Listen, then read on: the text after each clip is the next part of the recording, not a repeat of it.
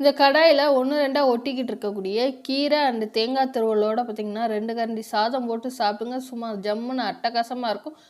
Colour மாறாமல் முருங்கைக்கீரை பொரியல் எப்படி பண்ணலான்னு பார்த்துடுறாங்க. ரொம்ப சிம்பிளாக இருக்கும். அதே சமயத்தில் கசப்பும் இல்லாமல் எப்படி செய்யலான்னு பார்த்துடலாங்க. நான் முருங்கைக்கீரை பார்த்திங்கன்னா ஒரு கைப்பிடி அளவு எடுத்துருக்கேன். இதில் பார்த்திங்கன்னா பூவும் இருக்குது. முருங்கைப்பூவிலையும் அதிகமான சத்துக்கள் இருக்குது. அதனால் முருங்கைப்பூவை ஸ்கிப் பண்ணிடாமல் முருங்கைக்கீரையோட சேர்த்து சாப்பிடுங்க. நல்லா ஹெல்த்தியாக ஆரோக்கியமாக இருக்கும். இப்போ கீரை முங்குற அளவுக்கு பார்த்திங்கன்னா நல்லா தண்ணி ஊற்றி ஒரு 2லேருந்து 3 தடவை கழுவிட்டு தண்ணியை வடித்து எடுத்துக்கிடலாங்க.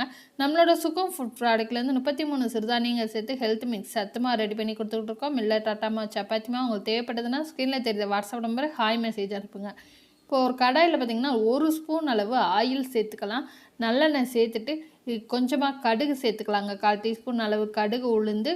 கடுகு வெடித்தோடனே சின்ன வெங்காயம் வரமிளகாவும் சேர்த்துக்கலாங்க. நான் காரத்துக்கு வரமிளகா தான் சேர்த்துருக்கேன்.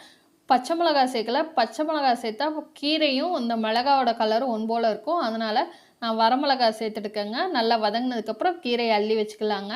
கீரைக்கு பார்த்திங்கன்னா வேகிறதுக்கு தண்ணி எதுவுமே சேர்க்க வேணாம். அந்த எண்ணெய் அந்த கீரையில் உள்ள தண்ணியே போதும். தண்ணி எதுவும் எக்ஸ்ட்ரா சேர்க்காம ஒரு 5லேருந்து ஒரு 8 நிமிஷம் வேக வச்சு எடுத்தாலே போதுங்க. சிம்மிலே வச்சு வதக்கும் போது கீரையோட கலர் மாறாது. இப்போ கீரைக்கு தேவையான தேங்காவை வந்து நம்ம அரைச்சி எடுத்துகிட்டு வந்துக்கலாங்க. ஒரு 10 அளவு தேங்காய், வெள்ளைப்பூடு, சீரகம் எல்லாத்தையுமே தண்ணி ஊற்றாமல் பூ போல் துருவி எடுத்துக்கலாம்.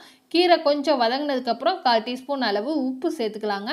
உப்பு சேர்த்துட்டு நம்ம தண்ணி ஊற்றாமல் துருவின தேங்காவையும் சேர்த்துட்டு ஒரு 1 நிமிஷத்துலேருந்து ஒரு 2 நிமிஷம் வதக்கி அடுப்பு ஆஃப் பண்ணிட்டீங்கன்னா போதுங்க.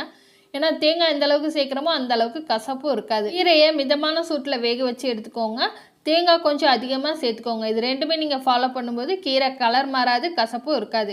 இந்த மாதிரி முருங்கைக்கீரையை ஒரு தடவை நீங்கள் ட்ரை பண்ணி பாருங்கள். ட்ரை பண்ணி பார்த்துட்டு எப்படி இருந்தாலும் உங்களோட ஃபீட்பேக்கை என்னோட கமெண்ட் பாக்ஸில் கமெண்ட் பண்ணுங்கள். இந்த வீடியோ பிடிச்சிருந்தா லைக் பண்ணுங்கள், ஷேர் பண்ணுங்கள், மறக்காமல் சேனலை சப்ஸ்கிரைப் பண்ணிக்கோங்க.